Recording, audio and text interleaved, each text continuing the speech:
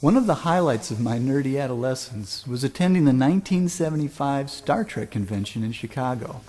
I had never been to a sci-fi convention before, and this one was going to be really exciting because it was going to be the first time the entire cast was reunited. Looking back, I can imagine what my parents must have thought letting their 17-year-old son and two of his high school pals take the Greyhound bus from Madison, Wisconsin to downtown Chicago by themselves.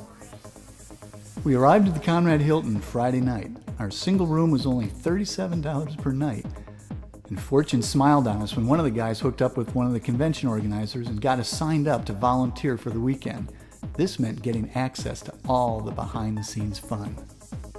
Now, guests wore the standard yellow buttons, while members of the press got black ones, but the convention crew wore the coveted red buttons, allowing them to pretty much go anywhere they wanted. Dealer rooms were set up for people to peruse and purchase all sorts of Star Trek and sci-fi merchandise. Many of these items were homemade. Many of the Star Trek personalities would sit and sign autographs and chat with the fans.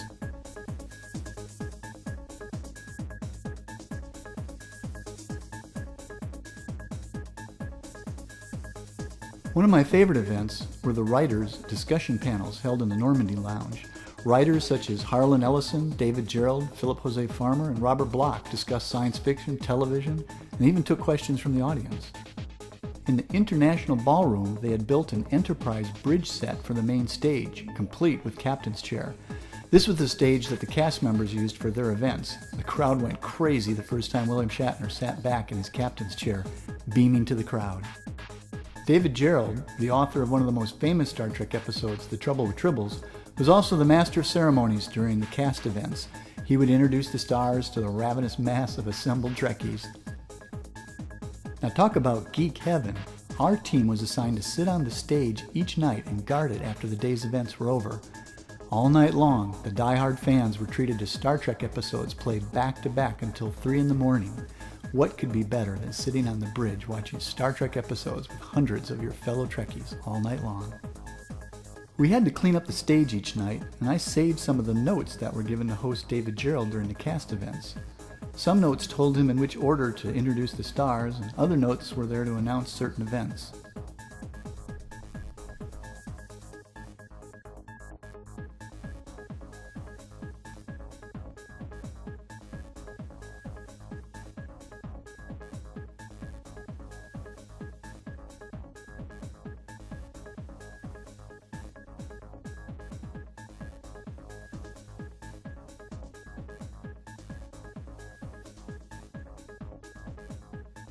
During one of the cast events, I was assigned to stand in front of the main stage and help keep the crowds back.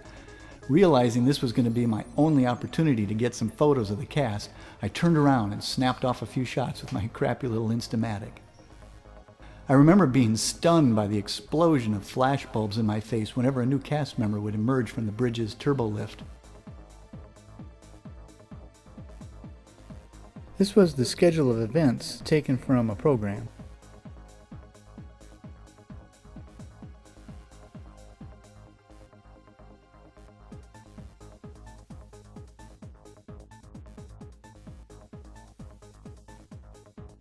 Turns out a lot of people attended the convention.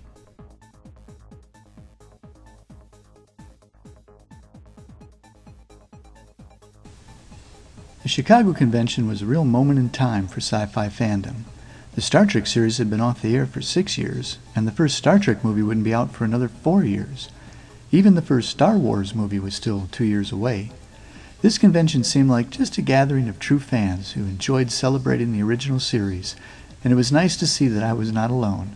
There were many other people out there that also loved science fiction.